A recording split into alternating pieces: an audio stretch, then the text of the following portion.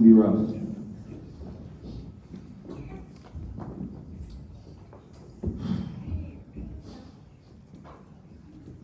Thank you to all those that are here, both in person and in spirit, to celebrate my dad. May get a little snotty, a little mumbly, so I'd appreciate it if you all could just smile and nod. For those that don't know, I've always been very interested in superheroes, not only by their cool abilities or strength, but more so by their vulnerabilities and what drove them to do good by others. When I was young, my mom always told us, if you want or need something, pray for it. So every night, for a long time, I would pray for two things. The first thing I prayed for is the ability to fly, obviously, and be a superhero. And the other was to keep my brothers and parents safe forever. I pray that if anything had to happen to my family, that it happened to me instead of them. Not only because I wanted to protect them, but also because I feared I wouldn't have the strength to carry the weight if something were to happen. I'm now realizing that it doesn't have to be my weight to carry alone, and that I have my family and everyone here to lean on. In my eyes, my dad was a superhero. When I was really little, I was convinced he could breathe underwater. When we were at Oxford in the Yakima, I'd surf on his back and it felt like he'd be down there for an hour. And then right when he'd pop up, he'd have another one of his sons say, "My turn." Back down he'd go. Another superpower was his strength. Physically, he was always a mountain of a man in my eyes, 6'3", 250, and it seemed like there was no amount of weight he couldn't lift. I remember in high school, I must have been 13 years old, 5'8", 120 pounds, peak chubby stage. And I, as most high schoolers do, thought I was larger than life. I challenged my dad to a wrestling match in the basement, a little bit of a size disparity, and I won. I thought I was so cool. If I could beat my dad, I could beat anyone. Moments after that battle, I challenged the next big dog in the house, Bo, to a wrestling match. And as I laid there in a spider lock, paralyzed and unable to have control over my own limbs, for the next 2 hours while I was in that spider lock, Bo watched a movie peacefully. I thought to myself, how is this possible? How could I beat my dad but not Bo? Chalked it up to a fluke. It wasn't until years later I realized my dad may have let me win. That he saw his son, a small fish, swimming into a big pond, who was questioning his confidence and how he'd fit into this new world called high school. He gave me his strength. It's a gift I have never lost sight of and I'll always carry with me. Even more impressive than his physical strength was his mental strength. He showed these last few years that he could handle what most would have viewed as an impossible journey with grace and grit. There's a saying out there that I absolutely hate. He lost his battle with cancer.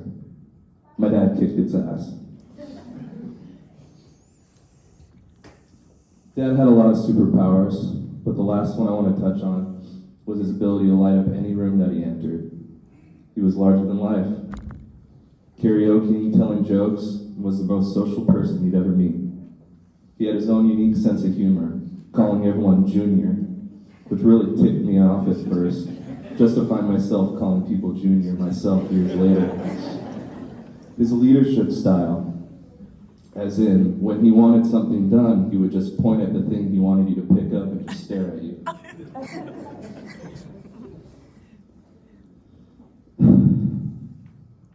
And the most aggravating of all is the don't do that humor, as I like to call it.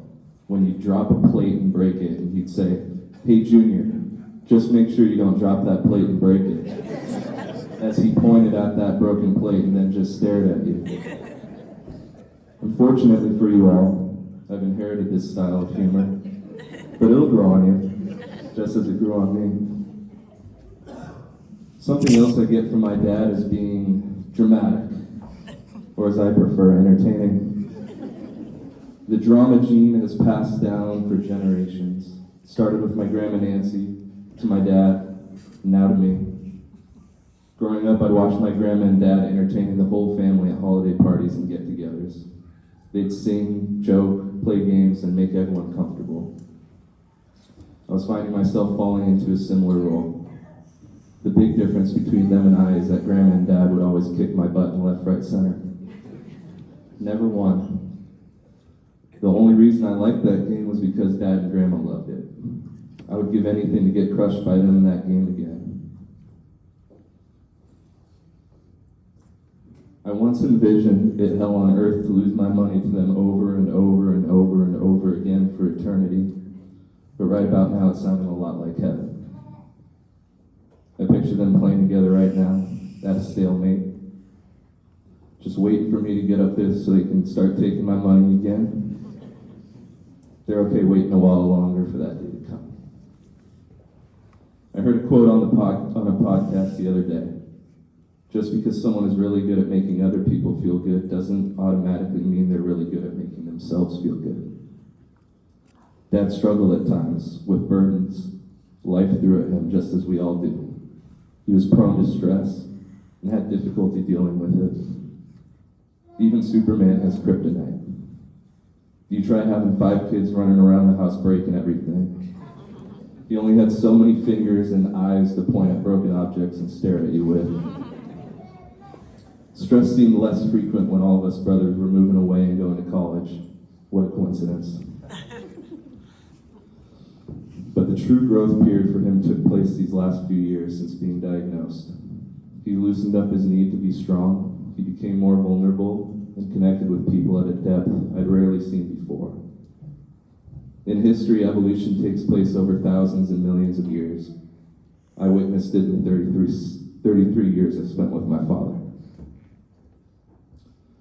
There are 2 places that will always hold a special place in my heart: Lake Alta and any Christmas tree lot I step foot in. One reason being all the fun we had and funny memories we all shared.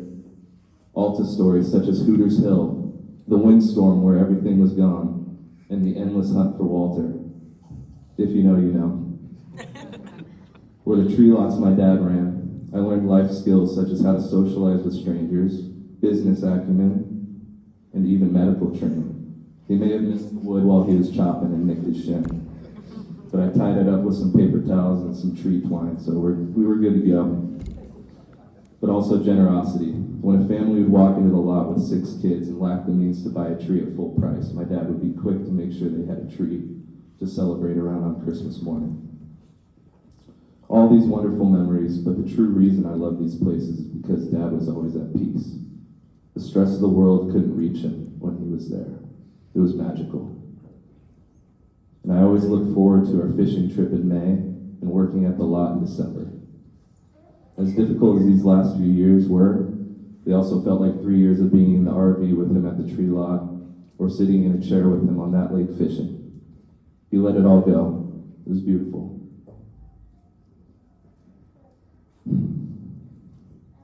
My brothers have been through a lot. More than most of you know. If I could take all the pain away from them and put it in myself, I would without hesitation. But as much as it pains me to admit I can't do it, I'll spend the rest of my life doing my best to do it.